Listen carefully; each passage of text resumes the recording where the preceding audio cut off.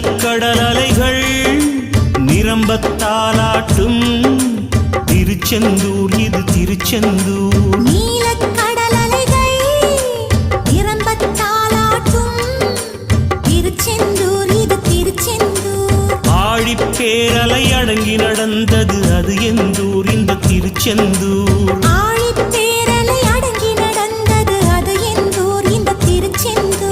திருச்செந்தூர் இது திருச்செந்தூர். திருச்செந்தூர் இது திருச்செந்தூர். நீலக்கடல் அலைகள் நிரம்பத்தாலாட்டும் திருச்செந்தூர் இது திருச்செந்தூர்.